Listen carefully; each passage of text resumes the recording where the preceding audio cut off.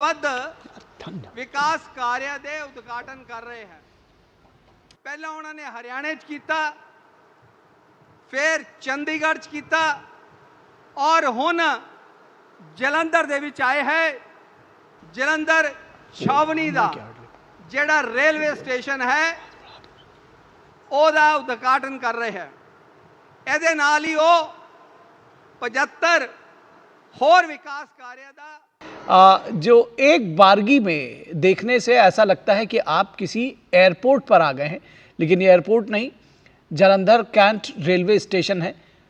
और एस्केलेटर्स की सीढ़ियों पर अपने रेल मंत्री अश्विनी वैष्णव के साथ चर्चा करते हुए, तो कुल मिलाकर जो रेलवे की परियोजनाओं के कायाकल्प की जिसकी हम चर्चा अभी थोड़ी देर पहले कर रहे थे,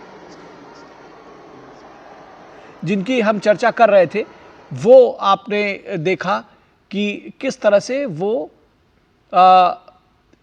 जीवंत होता हुआ वो सारा सपना जो सरकार ने प्रधानमंत्री नरेंद्र मोदी की अगुवाई में देखा था उसको हकीकत में किस तरह से तब्दील कर रहे हैं। और रवनीत सिंह बिट्टू जो स्टेट मिनिस्टर हैं रेलवे, वो भी साथ में मौजूद हैं। अश्विनी वैष्णव रेल मंत्री वो भी मौजूद हैं। और प्रधानमंत्री नरेंद्र मोदी ने न सिर्फ वहाँ मौजूद लोगों को का अभिवादन किया, अभिनंदन किया, बल्कि इस रेलवे स्टेशन का निरीक्षण भी किया, अवलोकन किया। तो एक शुरुआत जिसको कहना चाहिए हुई थी रेलवे स्टेशंस के कायाकल्प की, और वो लगातार उतनी ही आबाद गति से बढ़ रही है। और आज एक बार इस केवल जालंधर रेलवे स्टेशन नहीं बल्कि इस तरह के 75 रेलवे स्टेशन हैं जिनका कायाकल्प किया गया है। प्रधानमंत्री ने उसको राष्ट्र के नाम समर्पित किया है। तो रेलवे के क्षेत्र में जिस तेज़ी के साथ में, जिस स्पीड के साथ में, जिस स्पीड और स्किल की बात जब प्रधानमंत्री करते हैं तो जिस स्पीड के साथ में कायाकल्प किया गया है, एक वक्त ऐसा था कि तमाम रेलवे लाइंस ऐसी थी जिनका दोहरीकरण नहीं हुआ था। अब तमाम जो प्रमुख रूट्स हैं वो सारा उनका दोहरीकरण किया जा चुका है। विद्युतीकरण की अगर हम इलेक्ट्रिफिकेशन की बात करें, अभी एक आंकड़ा हमारी थोड़ी देर पहले जो चर्चा हो रही थी उसमें आ रहा था कि 1925 में रेलवे के इलेक्ट्रिफिकेशन का काम शुरू किया गया था। जब अंग्रेज़ इस देश में थे, अंग्रेज़ों की ने शुरू किया था 1925 में, और 2014 तक आज़ादी के इतने वर्षों के बाद तक भी केवल 30% लाइनें जिनका विद्युतीकरण हुआ था, इलेक्ट्रिफिकेशन हुआ था।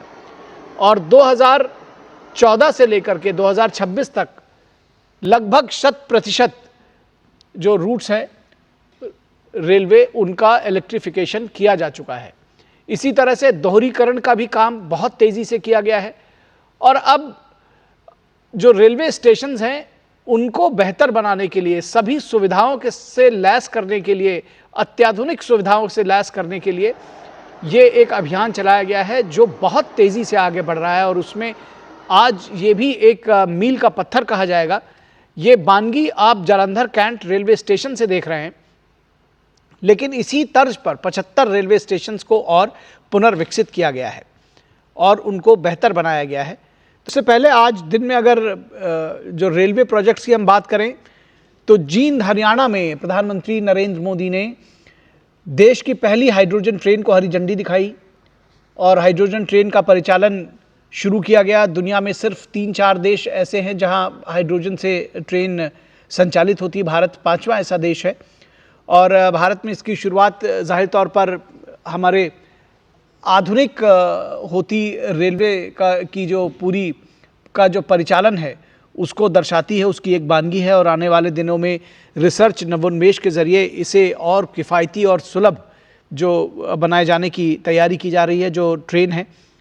और इस मौके पर प्रधानमंत्री ने एक बात और कही जो शायद बहुत सारे लोगों को ये संदेश भी देगी। प्रधानमंत्री ने कहा कि 2014 से पहले रेलवे में डीजल इंजन का प्रयोग बहुत होता था। अगर वही स्थिति रहती तो अमेरिका ईरान संघर्ष और हॉर्मूज के बंद होने वाले इस संकट के दौरान रेलवे का परिचालन खतरे में होता।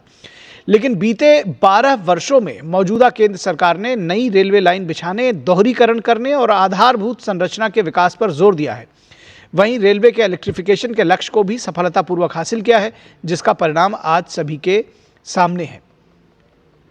तो जाहिर तौर पर ऊर्जा संकट से भी इसको सीधे तौर पर जोड़कर प्रधानमंत्री ने बताया, और जो कि सच भी है इस लिहाज से कि अगर ऊर्जा संकट के इस दौर में डीजल से ट्रेनें संचालित करनी पड़ती तो क्या स्थिति होती, इस बात का सहज अंदाजा लगाया जाए। और जो हस्ताक्षर किया उनकी टोपी पर, कैप पर, वो भी बेहद अनोखे दृश्य हैं इस लिहाज से भी। ये देखिए, प्रधानमंत्री ने एक बच्चे के द्वारा जब उनका ऑटोग्राफ मांगा गया और उसने अपनी कैप आगे बढ़ा दी, तो उस कैप पर प्रधानमंत्री ने अपने हस्ताक्षर किए हैं।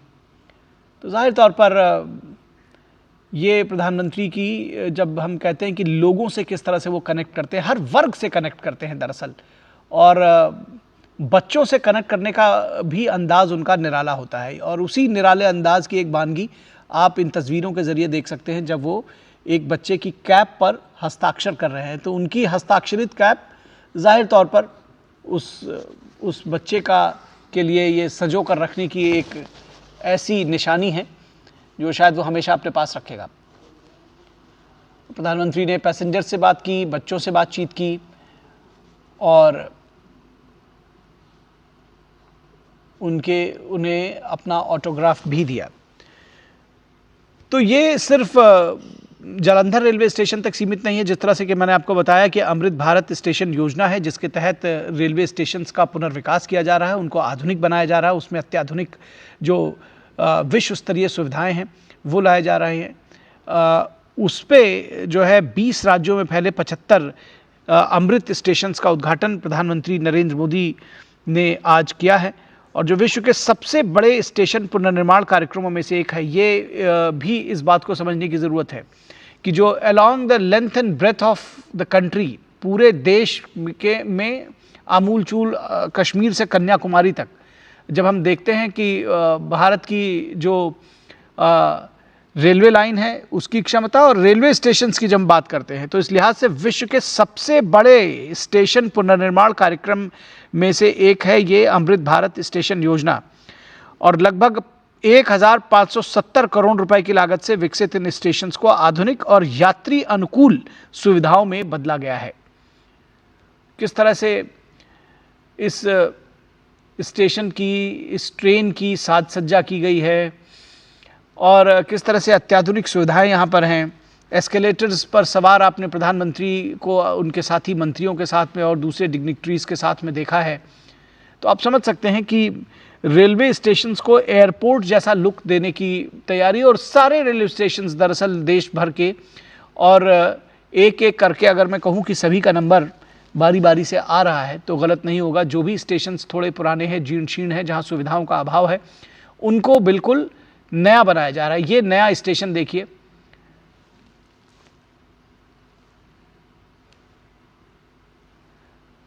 और इस दौरान प्रधानमंत्री नरेंद्र मोदी ने जो संत समाज के लोग हैं, जो नागरिक समाज के लोग हैं, जो वहाँ के लोग हैं, उनसे भी बातचीत की, पैसेंजर से बातचीत की जो इस ट्रेन से जा रहे हैं। दरअसल जब हम संत रविदास एक्सप्रेस की बात करते हैं जो अमृतसर से वाराणसी तक जाएगी, तो उस ट्रेन की मांग भी दरअसल रदेसिया समाज के लोगों ने की थी। तो हम लगातार आप लोगों को ये दिखाते भी रहे हैं कि उनकी प्रसन्नता का पारावार नहीं है इस ट्रेन को पाकर।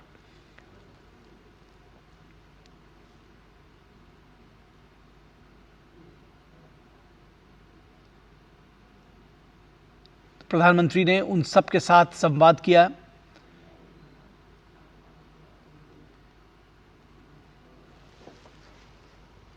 तो बहुत महत्वपूर्ण है इस लिहाज से भी।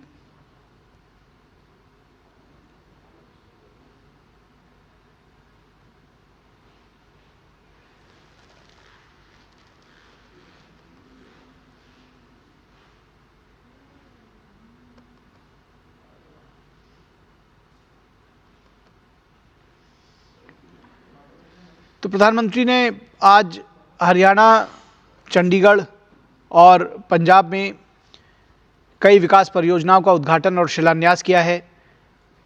और प्रधानमंत्री का दौरा सिर्फ विकास परियोजनाओं का उद्घाटन भर नहीं, बल्कि सामाजिक समरसता, आस्था और कनेक्टिविटी को जोड़ने वाले नए अध्याय का संदेश भी कहा जा सकता है इस विशेष संदर्भ में कि ट्रेनों का परिचालन, जिस तरह से नई ट्रेनों का परिचालन किया जा रहा है वो बेहद महत्वपूर्ण है। संत गुरु रविदास के नाम पर अमृतसर के छेहरटा से वाराणसी के बीच शुरू हो रही है जो नई स्लीपर वंदे भारत संत रविदास एक्सप्रेस, जिसका आप देख सकते हैं कि रविदासिया समाज के लोगों ने प्रधानमंत्री नरेंद्र मोदी का स्वागत किया है। इसके लिए ये तस्वीरें उसको बयां करती हैं और आप देखिए कि हाथ हिलाकर प्रधानमंत्री ने स्वागत भी किया है। प्रधानमंत्री जी का स्मृति चिन्ह मेमेंटो से स्वागत करने के लिए मैं माननीय केंद्रीय रेल मंत्री श्री अश्विनी वैष्णव जी से नम्र निवेदन करती हूं।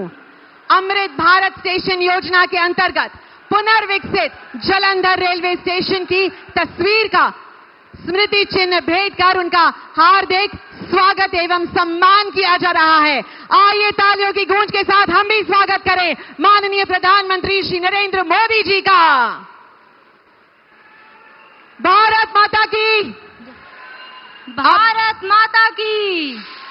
अब मैं विनम्रता पूर्वक माननीय प्रधानमंत्री श्री नरेंद्र मोदी जी से अनुरोध करती हूं कि वे करतौली पंजाब अंबाला नई रेल सेवा तथा अमृतसर जालंधर वाराणसी नई रेल सेवा को हरी झंडी दिखाकर देश को समर्पित करें। नई दुल्हन की तरह सजी ये रेल अपनी पहली यात्रा के लिए तैयार है। आप सभी का प्यार बटोरते हुए माननीय प्रधानमंत्री जी।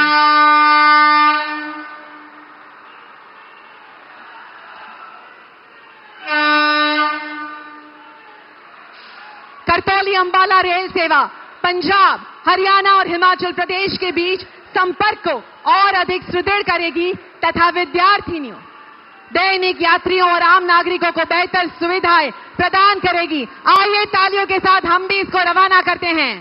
देश को समर्पित इंडियन रेलवेज अमृतसर जालंधर वाराणसी नई रेल सेवा और करतौली पंजाब अंबाला नई रेल सेवा।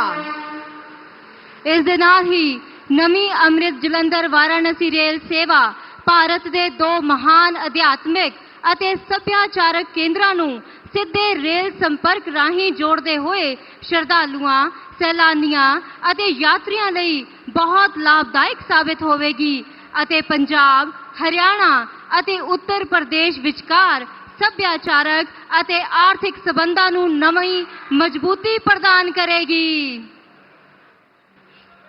माननीय प्रधानमंत्री जी, पहली सफर के लिए इसको हमने रवाना कर दिया है और यात्रियों